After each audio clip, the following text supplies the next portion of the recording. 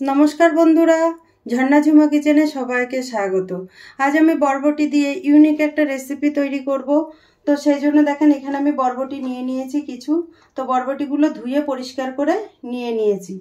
আর এখন বরবটির দেখেন এই সাইডটা বাদ দিয়ে দেব, এই সাইডটাও বাদ দিয়ে দেব।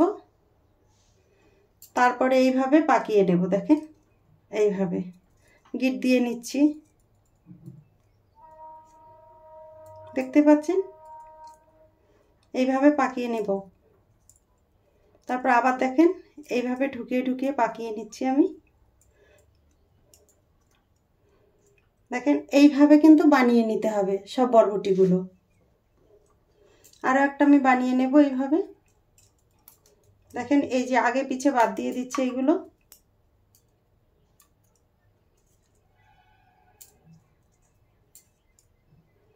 এইভাবে গিট দিয়ে নিতে হবে। দেখেন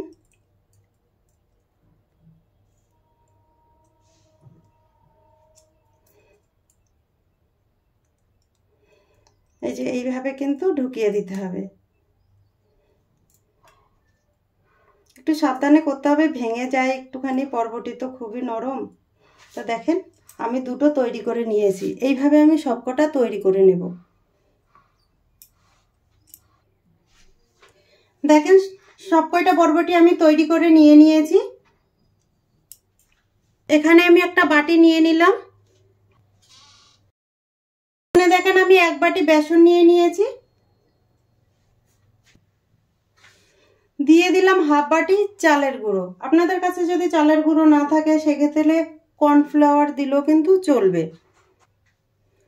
টেস্ট হিসাবে আমি দিয়ে দিলাম নুন।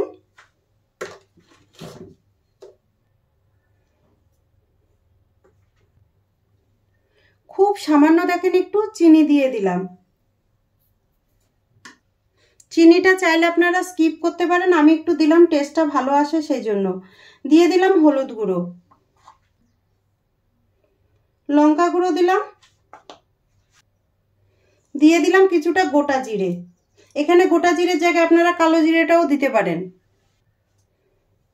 এখন সব ভালো করে মিশিয়ে নেব। দেখেন খুব ভালো করে মিশিয়ে নিয়েছি। ডাইরেক্ট কিন্তু না মিশিয়ে জল দিতে যাবেন না। তা আমি এখন অল্প অল্প জল দিয়ে একটা থিক ব্যাটার বানিয়ে নেব।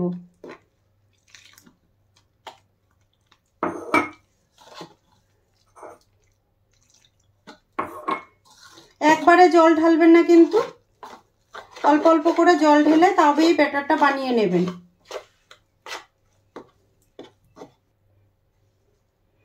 আবারও দেখেন জল দিয়ে দিলাম।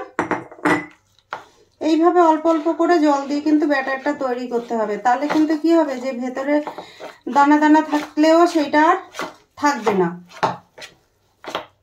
আর পকোড়াগুলো কিন্তু খেতে খুব ভালো হয় এইভাবে করলে।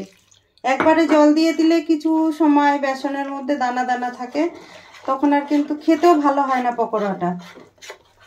এইভাবে অল্প অল্প জল দিয়ে কিন্তু বেসন গোলালে খুব ভালো গোলে।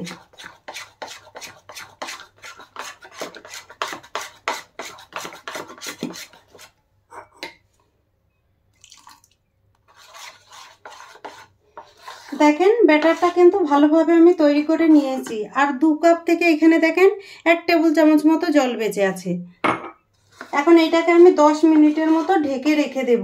ঢেকে রেখে দিলে বেসনটা খুব ভালোভাবে সেট হয়ে যাবে আর পকোড়াগুলো কিন্তু খুব সুন্দর হবে।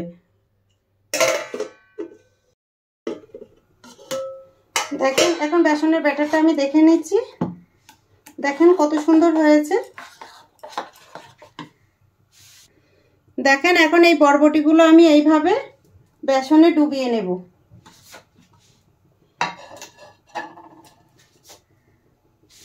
দেখেন এইভাবে ডুবিয়ে নিয়েছি। আর বেসনের ব্যাটারটা কিন্তু ঠিক এই রকমই তৈরি করতে হবে। তেল ভালোভাবে গরম হয়ে গেছে। এখন আমি এগুলো দেখেন ছেড়ে দিলাম। একটা একটা করে সব ছেড়ে দেবো এইভাবে তেলের মধ্যে, আর ভেজে নেব।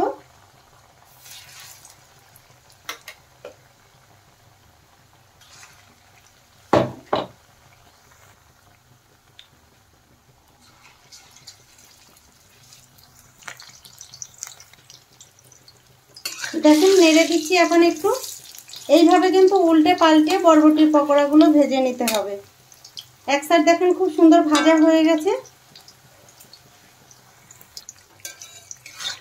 দেখেন পকোড়াগুলো ভালো করে ভাজা হয়ে গেছে, এখন আমি তুলে নেব। আর লাল লাল করে বেশ সুন্দর করে আমি ভেজে নিয়েছি। দেখেন ভাজা হয়ে গেছে, এখন আমি তেল থেকে সেকে তুলে নিচ্ছি। এইভাবে আমি সব পকোড়াগুলো এইভাবে ভেজে নেব আমি।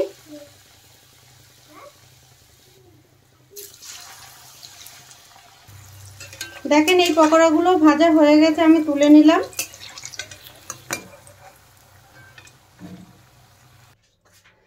দেখেন এখন আমি প্লেটে নিয়ে নিলাম। আর পকোড়াগুলো দেখেই বুঝতে পারছেন কতটা ক্রিস্পি হয়েছে।